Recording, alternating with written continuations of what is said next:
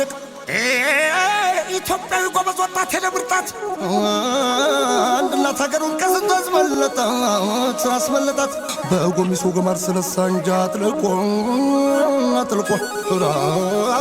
ያበስበር መጣወን የታጥቆ አንበሳው ተነሳ ዘገሩን ነቅንቆ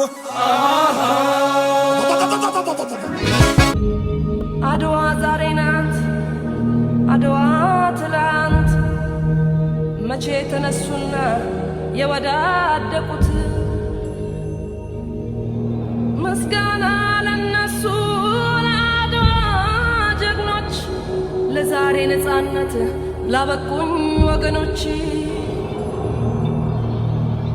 የጥቁር ደም አምባ አድዋ አፍሪካ እምዬ ኢትዮጵያ። መላኩ ስመኝ የሎማሜ ከተማ አስተዳደር ተቀዳሚ ምክትል ከንቲባ።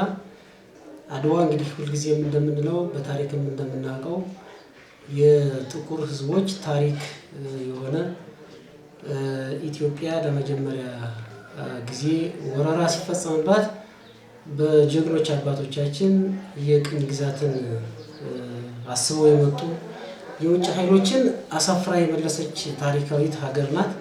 ሕዝቦቿ ለሌሎች የአፍሪካ ሕዝቦች ተምሳሌት የሆኑበት ማሸነፍ እንደሚቻል ያሳዩ የኢትዮጵያ ሕዝቦች ናቸው።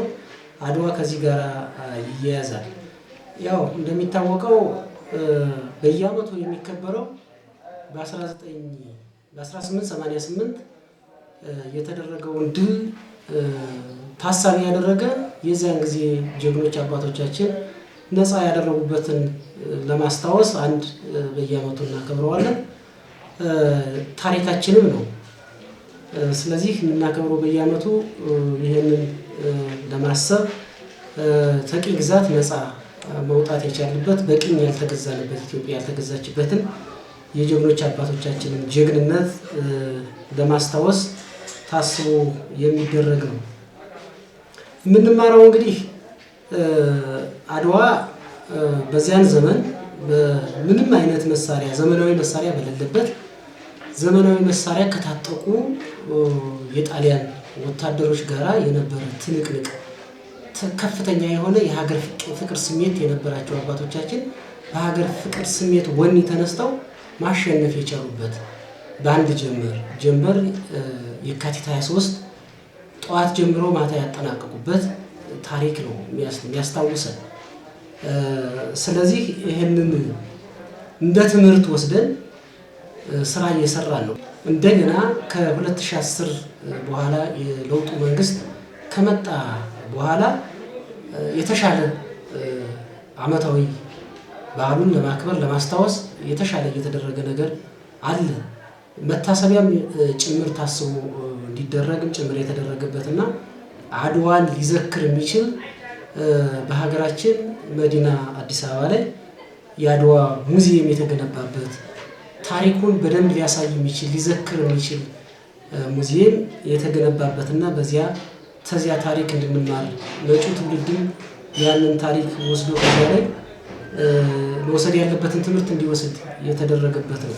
የአድዋን ድል እንዳንድ ጥሩ ነገር ወስደን እንዴት ወደ ልማት መቀየር አለበት፣ ያሁኑ ትውልድ ምንስ መማር አለበት የሚለውን ተጀምሮ እየተሰራ ያለበት ሁኔታ ነው ያለው። አድዋን መሰል ዳግም አድዋን መተግበር እንደምንችል ይህ ትውልድ እንዲረዳ የሚያደርግ ነገር እየተሰራ ነው ያለ። አሁን እንግዲህ በዚህ ወር በዚህ ዓመት የምናከብረው 130ኛውን የአድዋ ድል በዓል ነው። ይህን ስናከብር ልዩ የሚያደርገው ነገር በኢትዮጵያ ዳግም አድዋ ተብሎ የተሰየመለትን ታላቁን የህዳሴ ግድብ መላ ኢትዮጵያውያን ከጫፍ እስከ ጫፍ የተረባረቡበት ያላቸውን አነሰም አደገም ብሎ ከኪሳቸው ከመቀነታቸው እናቶች አውጥተው የተገነባውን ግድብ አጠናቀን አስመርቀን የገባንበት ዳግም አድዋን የተገበርንበት አንደኛው ወደ ለልማት በጀግንነት በትናንትና አባቶቻችን ታሪክ በጀግንነት ደግሞ ይሄን ወደ ልማት መቀየር እንደሚቻል ያሳየንበት ዳግም አድዋ የተባለው የታላቁ ህዳሴ ግድብ ተመርቆ ያጠናቀቅና የመረጥንበት ይሆናል። በቀጣይም ቢሆን ወደ ልማት እንዴት መቀየር እንዳለብን ሌላ አድዋ ማለት መዘከር እንድንችል የታቀደ እቅዶች አሉ፣ ትላልቅ ፕሮጀክቶች ማለት ነው።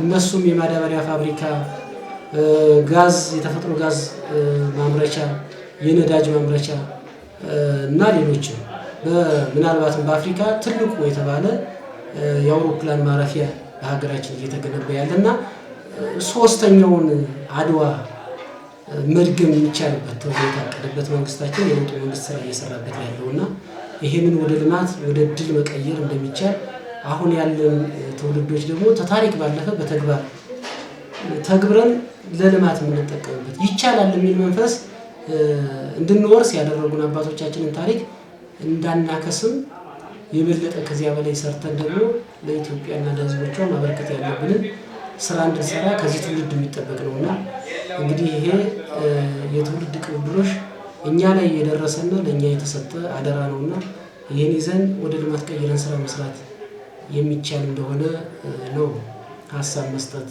የምፈልገው ማለት ነው።